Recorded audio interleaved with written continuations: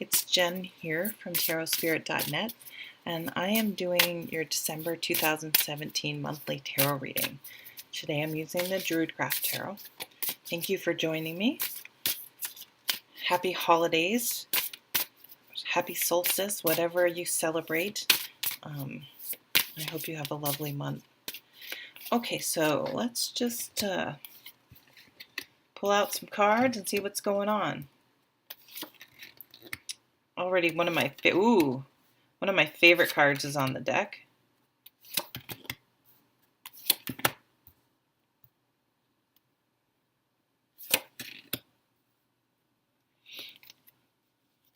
Okay.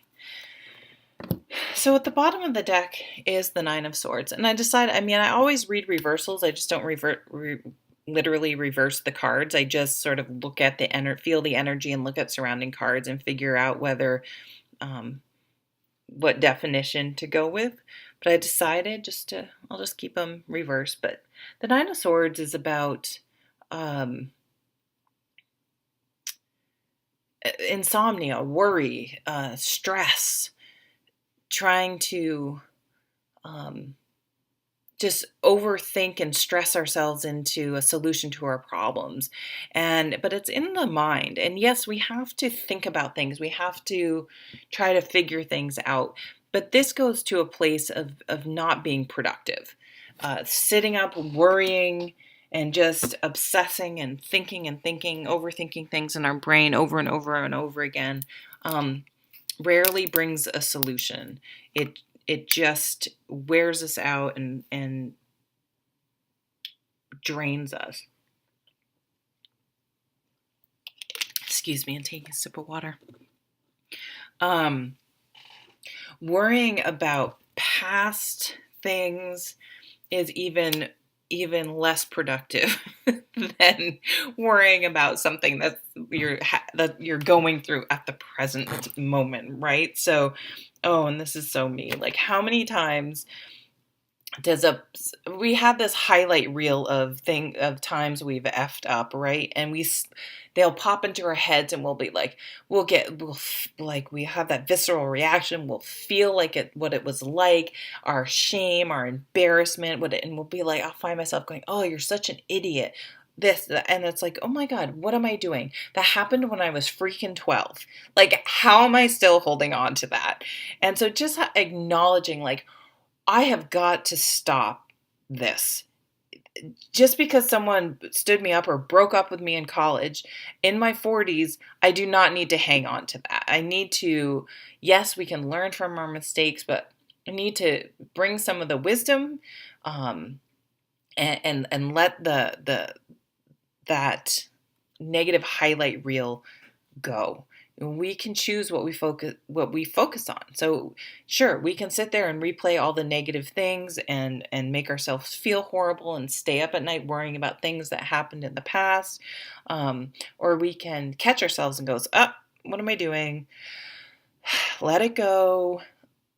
That was in the past. Think of all the wonderful things you've done and train your brain to stop thinking about it, because it doesn't serve a purpose anymore.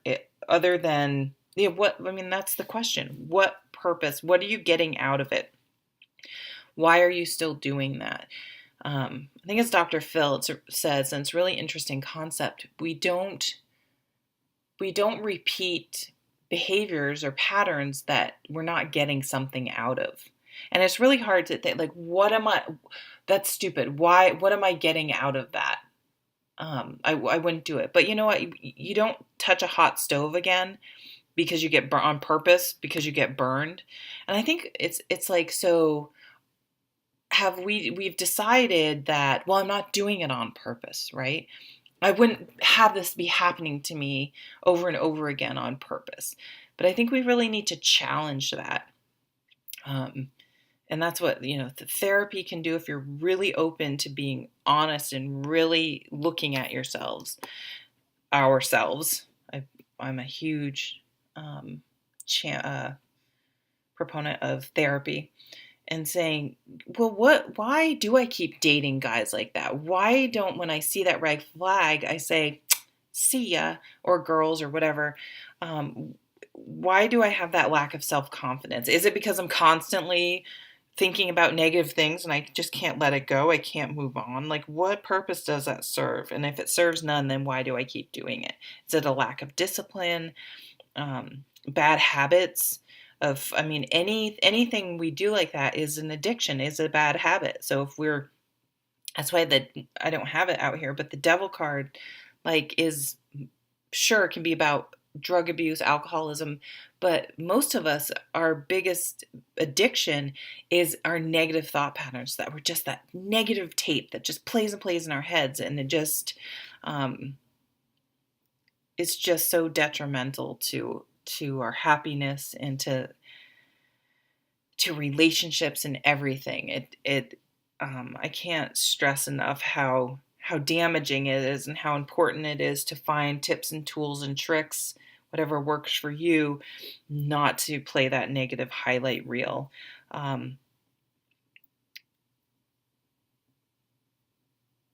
It's standing on your own. Um, let's see.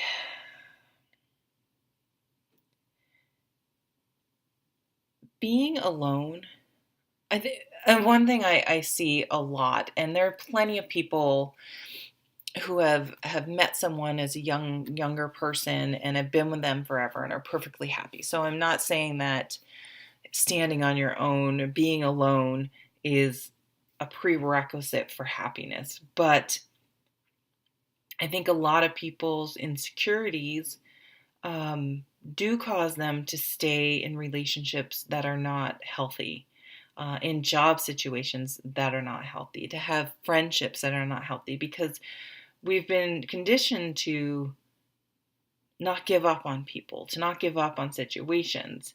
And so finding that balance, we have this beautiful Nine of Pentacles where it's like about enjoying life, about seeing the positive things, about um, enjoying the finer things in life. Like, it isn't a negative thing, but she stands on her own. She does what makes her happy, and she's not selfish. She's not frivolous and materialistic. She That's really in the realm of the Four of Pentacles, actually. He's so concerned, it's all usually a dude on it. That character, the Four of Pentacles, they're so concerned with material things that they covet them over everything else. She doesn't do that. She's following her heart and what makes her happy, and not apologizing. She's unapologetic for living her life the way she feels it should be, and she's unapologetic for not having a husband and 2.5 kids and the huge house. I mean, she may have a nice house. This is a card of abundance, but maybe she has what works for her. And so she lives very authentically. That's the way I view her. Um, she has this falcon. She trains falcons. Like, that's an unusual hobby. Like, but she doesn't care because that's what she loves to do. So being able to not worry, and this is a theme through all these readings. I feel like sometimes I should just do one reading because they tend to have a similar theme. She lives authentically, and she doesn't worry. Here's that worry piece about what other people think about her. And you guys go deep. Scorpios go deep, and so that can be a challenge. It's a blessing and a curse. It's a to find that balance between caring and not caring, and knowing who you shouldn't give a crap about what they think, and having an emotional intelligence to be a good friend, romantic partner, business associate, person to deal with on an everyday basis, right? We do have the wish card upright on the table. So for those of you who are single, it's like, I feel this struggle between wanting to stand on your own, but desperately wanting someone else in your life. And there's that fear of, if I have someone, are they going to mistreat me? And like boundaries, how do you do that? How do you stand? So sorry, finding a way to stand on your own, but also be with someone. Um, and that, so you really wish for that type of abundance in your life. I almost feel like you're afraid to like have it all. Like you've decided you can't, that's one of your things. I can't have it all. I can't have um, someone who loves me and supports me, but also do all the other things I want to do, if that makes sense. But you can have it all. I also feel like some of you, like you've had, like, you just don't want to deal with conflict anymore. You don't want to deal with, arguing about who changes the freaking toilet paper roll, or, leaving wet towels on the floor. It's like you just don't want to deal with that. And it's like, maybe you're like, if I finding that balance with someone. I feel like some of you had a really, like your parents had a really, or seemingly at least, like they've been married forever and have this great relationship. And you're like, I don't know if I can have that. So making sure you don't think because things have always been a certain way that that's the way they're always going to be. Because then you get into that law of attraction, which I'm into the law of attraction, but I don't feel the law of attraction happens just by, well, you can see, look at, I just have some random cash sitting here, and I have some, oh, look at, there's a 10, aventurine and like green money stone. I'm like, oh, okay, is that gonna bring me money? But you know what? I also work hard, and I just applied and got a new job, and I got a big raise. And so it's like, if I didn't apply for that job, I wasn't gonna get it. You know what I mean? So, you have to do things, and she does things. She just doesn't wait around or try to worry things into existence. Ooh, we got the lovers here. Ooh la la, nice. And the Knight of Pentacles, so slow moving, and it's, you guys are very passionate, right? Scorpio's very passionate. They, um, um, and they want a deep emotional connection. And I think it's like, can you have that type of passion without the conflict? You know what I mean? And I think you can, like, so be careful of that type of limiting thoughts that you can't have one without the other. Now, of course, we're all humans and we're all going to have our differences, and there's no perfect relationship. That is unattainable. But that doesn't mean you can't have a really, really good, satisfying relationship. And the wheels are turning. So it's like, once I think you start to learn to let go and not spend so much time thinking about the past or worrying about things, you start to make, through action and communicating, and not just assuming someone knows what you're thinking, communicating things. I think some of you, if you're single, should need to try online dating, or just even talking to people. Who knows? Maybe a friend at work will be like, oh, you know what? My brother, or my son, or my cousin, or whatever. Um, and you could meet someone that way as well. But applying for jobs, not limiting yourself, like making you, if you want a new job with a better pay, it's not going to happen unless you put your resume out, unless you are out there talking to people and trying to make it happen. So stacking the deck so that you're set yourself up for this good fortune coming in, but also learning to stay at the center of the wheel. Everything is turning around you that you can't control, but you can control yourself, and you can control not being like this, not being up at night worrying um and draining, and it's emotionally draining, that type of mental perseveration or mental. What I'm trying to think of one of the docs I work for.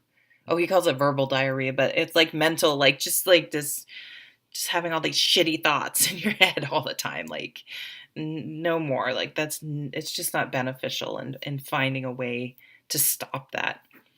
Um, we do have this beautiful money card too next to the Wheel of Fortune. This is just richness, and richness of family, richness of relationships, richness in um, in all parts of your life. So you really making your house a home. So focusing on the things you can control and work on and improve about yourself instead of worrying about all the things that are out of your control. Um, and when you do this, and this has been another theme coming up in these readings, is she is confident because she can count on herself to live authentically and not worry about what other people. She's not up at night with that Nine of Swords energy, because she she's like, I'm gonna focus on the things that I like, that are happy. Kind of reminds me. Do you remember, you've seen that movie, Under the Tuscan Sun? And the Diane Lane's character, she has that friend in town that, she's like, if I want ice cream makes me happy. If I want this, it makes me happy. And she tells Diane, to Frances, I think is the character's name, you're so boring. You're always so sad. You're always so worried about things. Like, she would be this, she just is unapologetic for who she is. For living the life she wants to lead. So it's definitely, this Four of Swords is about meditating and quietness, and he's up. So it's like, I feel like this is just saying, hey, like, meditating